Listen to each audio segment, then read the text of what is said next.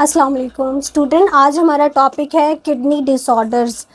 Chapter number 11 homeostasis का last topic आज हम पढ़ेंगे किडनी डिसऑर्डर्स। वैसे तो बहुत सारे किडनी डिसऑर्डर्स हैं, लेकिन आपकी बुक में 2 डिसऑर्डर्स को डिस्कस किया हुआ है, kidney stones and renal failure. ठीक है, किडनी स्टोन्स की फॉर्मेशन कैसे होती है, या जिसको हम गुर्दे की पथरी भी बोलते हैं, इसकी फॉर्मेशन कैसे होती है जब यूराइन कंसनट्रेटेड फॉर्म में प्रोड्यूस होता है। मैंने लास्ट वीडियो में आपको जब osmo regulatory function of kidney पढ़ाया था, तो उसमें मैंने यूराइन की 2 टाइप्स यानी डाइल्यूट और कंसनट्रेटेड यूराइन आपको बताया था, और इसके डिटेल के ये कैसे प्रोड्यूस होता है। कंसनट्रेटेड यूराइन जिसके अंदर वाटर की कंसनट्रेशन कम होती है, ठीक है, वाटर की कंसनट्रेशन लो होती है, और जो सॉल्ट की कंसनट्रेशन है वो हाई होती है। ठीक है, तो इस तरह का जो सोल्यूशन होता है वो कंसनट्रेटेड फॉर्म होती है उस सोल्यूशन की। जब देखें किडनी स्टोन्स की फॉर्मेशन सॉल्ट्स के डिपॉजिट होने की वजह से होती है किडनीज के अंदर। जब यूराइन कंसनट्रेटेड फॉर्म में प्रोड्यूस होता है, तो हमारे जो बॉडी के एक्स्ट्रा सॉल्ट्स जो ब्लड में प्रेजेंट होते हैं, जो थ्रू यूरिनेशन बॉडी से रिलीज आउट होने होते हैं, जब यूराइन कंसनट्रेटेड फॉर्म में प्रोड्यूस होगा, तो किडनी के अंदर ये वाले जो सॉल्ट्स हैं, जैसे कि कैल्शियम ऑक्सीलेट है, जो हमारी बॉडी से थ्रू यूरिनेशन रिलीज आउट हो जाता है। ठीक है, कंसनट्रेशन ज़्यादा हो जाती है, जैसे कैल्शियम ऑक्सीलेट है, कैल्शियम फॉस्फेट है, अमोनियम फॉस्फेट है, यूरिक एसिड है, ये वाले सारे ब्लड में प्रेजेंट होते हैं। जब ब्लड किडनीज में इंटर होता है, तो ये ब्लड जब फिल्टर आउट होता है, तो ये सही से जब यूराइन की कंसनट्रेटेड फॉर्म, यूराइन जो है वो जब कंसनट्रेटेड फॉर्म में होता है, तो ये साल्ट किडनी के अंदर डिपॉजिट होना शुरू हो जाते हैं। ठीक है, ऐसा नहीं है कि 1-2 बार यूराइन कंसनट्रेटेड फॉर्म में प्रोड्यूस हुआ तो वो किडनी स्टोन्स की फॉर्मेशन हो जाएगी।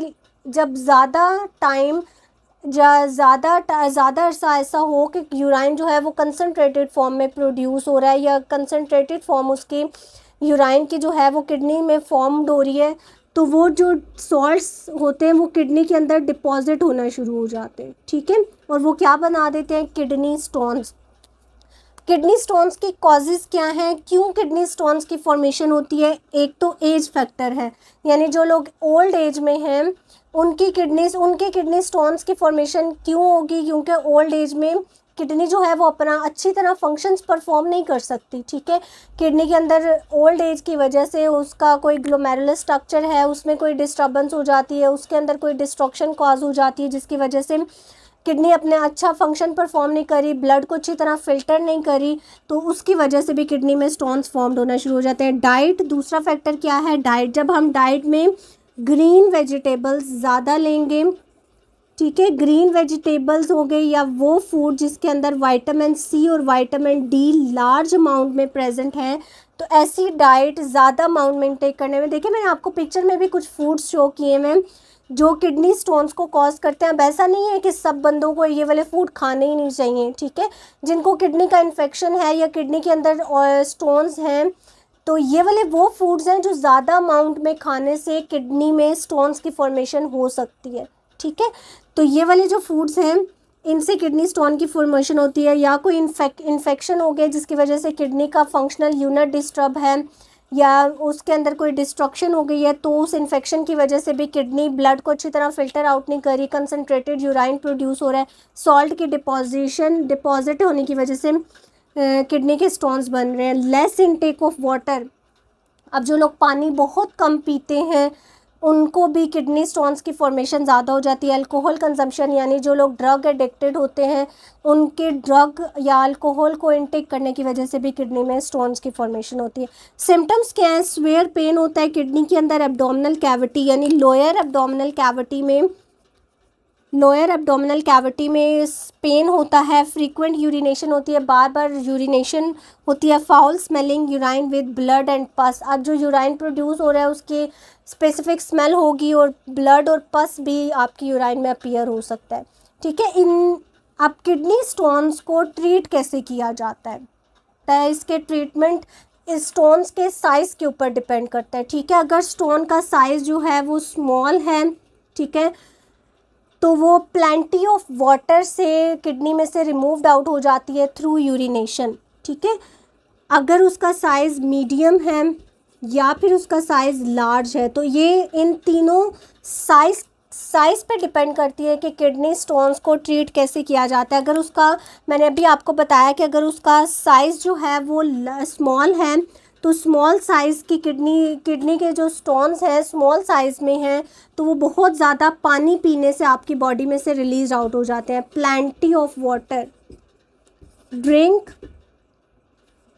प्लेंटी ऑफ वाटर, बहुत ज़्यादा पानी पीने से भी जो स्मॉल स्टोन्स हैं वो किडनी से रिमूव्ड आउट हो जाते हैं। अगर तो स्टोन का साइज़ जो है वो लार्ज है या मीडियम है, मीडियम के लिए लिथोट्रिप्सी की जाती है।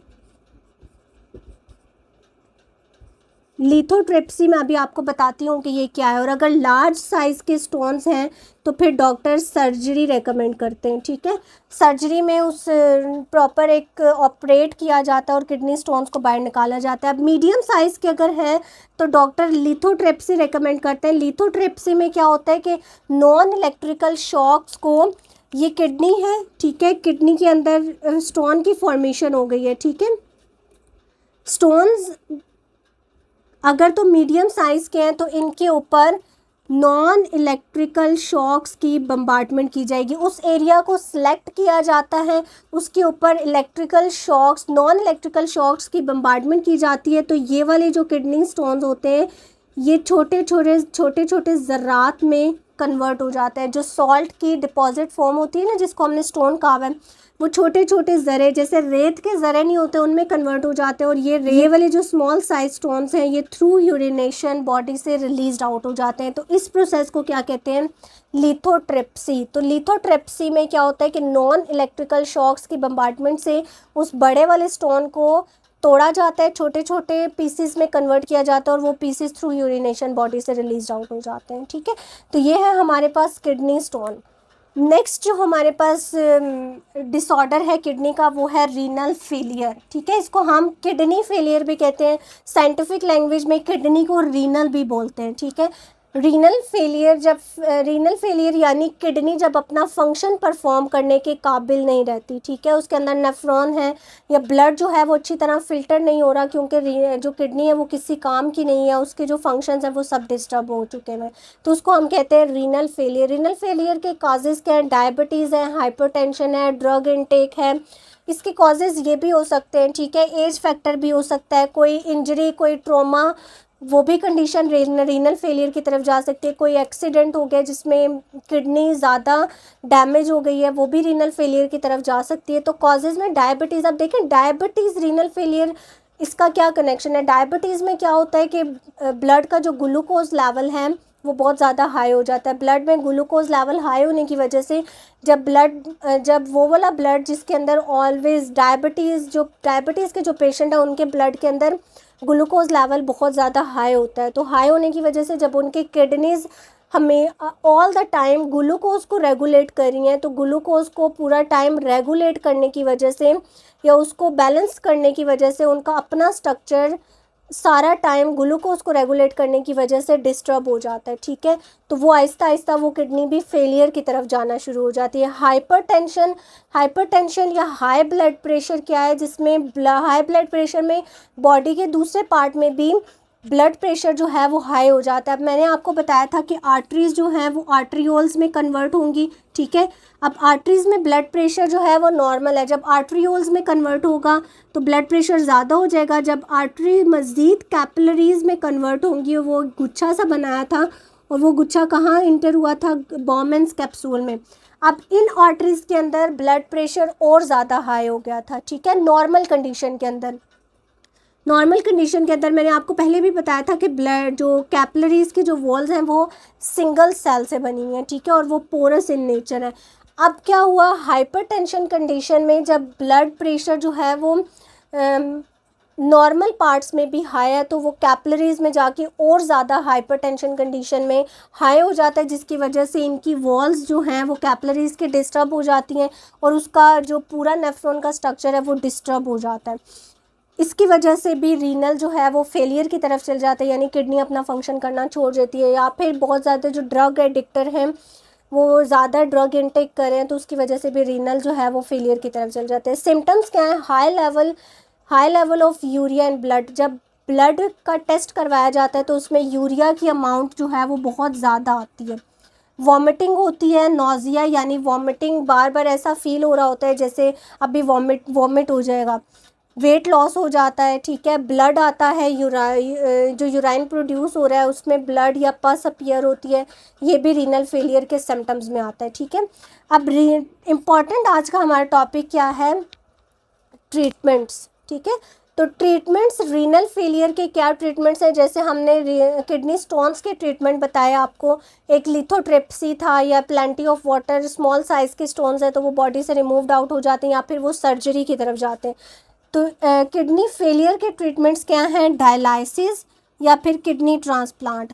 डायलाइसिस को देख लेते हैं कि डायलाइसिस हमारे पास 2 टाइप्स की हैं, पेरिटोनियल डायलाइसिस और हीमोडायलाइसिस। पेरिटोनियल डायलाइसिस क्या है, ये पेरिटोनियल वर्ड से ओरिजिनेट हुआ है। पेरिटोनियल क्या है, पेरिटोनियल कैविटी या पेरिटोनियल वॉल उसको कहते हैं जो हमारे गट के इर्द गिर्द प्रेजेंट है, ठीक है। गट क्या है, पूरी एलिमेंट्री कैनाल, हमारी एलिमेंट्री कैनाल में हमारा स्टमक भी इंक्लूडेड है, लार्ज इंटेस्टाइन्स भी इंक्लूडेड है, स्मॉल इंटेस्टाइन्स भी इंक्लूडेड है। देखिए पिक्चर में पेरिटोनियल, उसके गिर्द एक वॉल है, ठीक है। हमारे गट के इर्द गिर्द जो वॉल प्रेजेंट है उसको हमने पेरिटोनियल वॉल कहा हुआ है, ठीक है। और जो कैविटी है उसके अंदर वो पेरिटोनियल कैविटी है, पिक्चर में देखिए आपको मैंने शो किया हुआ है। तो पेरिटोनियल डायलाइसिस पेरिटोनियल से रिलेटेड होगी। इसमें क्या होता है कि डॉक्टर एक कैथेटर, वाइट ट्यूब पेशेंट की पेरिटोनियल कैविटी में इंटर कर देता है। पिक्चर में देखें एक वाइट ट्यूब है जो पेशेंट के अंदर परमानेंटली इंटर कर दी जाती है, जिनकी रीनल फेलियर की तरफ चला जाता है, ठीक है। जिनकी किडनीज फेलियर की तरफ चली जाती हैं उनकी बॉडी में इस तरह की वाइट ट्यूब पेरिटोनियल कैविटी में इंटर की जाती है। अब पेरिटोनियल जो कैविटी है उसके अंदर डायलाइजर फ्लूइड ऐड किया जाता है, ठीक है। वो फ्लूइड इस कैविटी के अंदर थ्रू कैथेटर इंटर किया जाता है, ठीक है। अब ये वाला जो फ्लूइड है ये रोज़ाना पेरिटोनियल कैविटी में जो पेशेंट हैं वो खुद इंटर कर लेते हैं, ठीक है। ये डायलाइसिस घर में भी की जा सकती है और ये डेली बेसिस पे होती है। इसमें क्या होता है कि जो डायलाइजर फ्लूइड है वो पेरिटोनियल कैविटी में इंटर किया जाता है। इंटर होने के बाद अब जो पेरिटोनियल की जो वॉल है वो रिच इन ब्लड वेसल्स है, ठीक है। ब्लड कैपिलरीज हैं, ब्लड वेसल्स हैं जो कि इस पेरिटोनियल वॉल पे लार्ज अमाउंट में प्रेजेंट है। अब क्या होगा कि इन ब्लड कैपिलरीज में से जो एक्स्ट्रा वेस्ट है, यूरिया है, यूरिक एसिड है, एक्स्ट्रा सॉल्ट है, एक्स्ट्रा वाटर है, वो सारा कहाँ आ जाएगा, इस पेरिटोनियल जो हमने फ्लूइड इंटर किया है उस फ्लूइड के अंदर। अब इस फ्लूइड के अंदर कुछ टाइम तो हम इसको 1-2 घंटे बॉडी के अंदर रखते हैं और फिर इसी फ्लूइड को, जिसके अंदर urea, uric acid, extra body का वेस्ट मटेरियल एंटर हो जाता है, इसको बॉडी से रिलीज आउट कर दिया जाता है, ठीक है। ये डायलाइसिस रोज़ाना की जाती है। अगर जिनका रीनल फेलियर ज़्यादा सीवियर कंडीशन की तरफ है उनको दिन में डॉक्टर 2 से 3 बार भी रेकमेंड करते हैं, ठीक है। नेक्स्ट है हमारे पास हीमोडायलाइसिस। नेक्स्ट हमारे पास जो डायलाइसिस है वो हीमोडायलाइसिस है। हीमोडायलाइसिस में क्या होता है कि ब्लड की आर्टरीज में से ब्लड लिया जाता है और वेन में थ्रू इंटर कर दिया जाता है। अब देखिए पेशेंट की आर्टरीज में से ब्लड लिया, ब्लड कहाँ इंटर हुआ, मशीन में, ठीक है। इस मशीन का क्या नाम है, डायलाइज़र। इस डायलाइज़र में पेशेंट का पूरा ब्लड इंटर होता है थ्रू आर्टरीज, ब्लड में से ब्लड लेते हैं, आर्टरीज में से ब्लड लेते हैं, मशीन में इंटर करते हैं और मशीन में से पूरा ब्लड क्लींस होने के बाद आर्टरी में से लिया और वेन में इंटर कर दिया, ठीक है। वेन के थ्रू बॉडी में दोबारा से इंटर किया जाता है। अब इस मशीन के अंदर वो डायलाइज़र फ्लूइड होता है जो ब्लड को पूरी तरह क्लिंस कर रहा होता है और क्लिंस करने के बाद उसके अंदर से extra salt, urea, uric acid, extra water सारा निकाल कर एक प्यूरिफायर ब्लड को वेन के थ्रू बॉडी में इंटर कर दिया जाता है। तो ये हमारे पास हीमोडायलाइसिस है। हीमोडायलाइसिस को घर में परफॉर्म नहीं किया जा सकता, ये एक प्रॉपर मशीन है जो हॉस्पिटल्स में अवेलेबल होती है और पेशेंट को हॉस्पिटल तक जाना पड़ता है। पेरिटोनियल बहुत ही ज़्यादा अनप्लीजेंट है, ये रोज़ाना डेली बेसिस पे किया जाता है। हीमोडायलाइसिस ये है कि ये हफ्ते में 2 से 3 बार भी डॉक्टर रेकमेंड करते हैं, या जिनको कम रीनल प्रॉब्लम है उनको उनको हफ्ते में एक बार भी डॉक्टर रेकमेंड करते हैं। तो ये हमारे पास डायलिसिस की 2 टाइप्स हैं। दूसरा हमारे पास ट्रीटमेंट है किडनी ट्रांसप्लांट। अब किडनी ट्रांसप्लांट, अब देखें डायलिसिस के दोनों ट्रीटमेंट अनप्लीजेंट हैं, पेशेंट के लिए भी और अटेंडेंट के लिए भी, यानी जो उनके साथ उनके हेल्पर्स हैं या जो उनके जो रिलेटिव्स हैं उनके घर में जो रहने वाले हैं उनके लिए, दोनों के लिए ये अनप्लीजेंट है।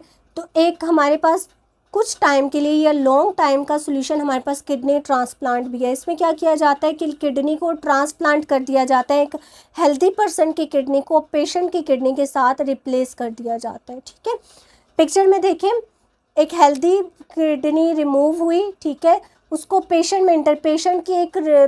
की जो फेलियर किडनी है उसको रिमूव आउट किया और उन्हीं की उसी जो किडनीज़ की आर्टरीज़ और वेन्स थी उसके कनेक्शन कर दिया एक दूसरी किडनी के साथ, और वो किडनी आप पेशेंट के अंदर अपना काम परफॉर्म करेगी।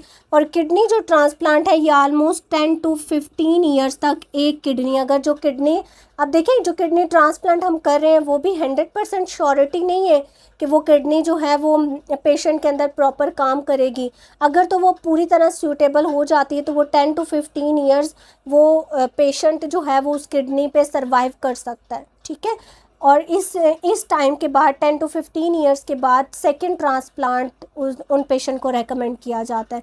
तो किडनी ट्रांसप्लांट एक हमारे पास लॉन्ग टाइम का सोल्यूशन है डायलिसिस की निस्बत, जिसमें किडनी को ट्रांसप्लांट कर दिया जाता है और वो किडनी पेशेंट के अंदर अपना फंक्शन परफॉर्म करती है। तो ये आज का हमारा किडनी डिसऑर्डर्स पे लेक्चर था।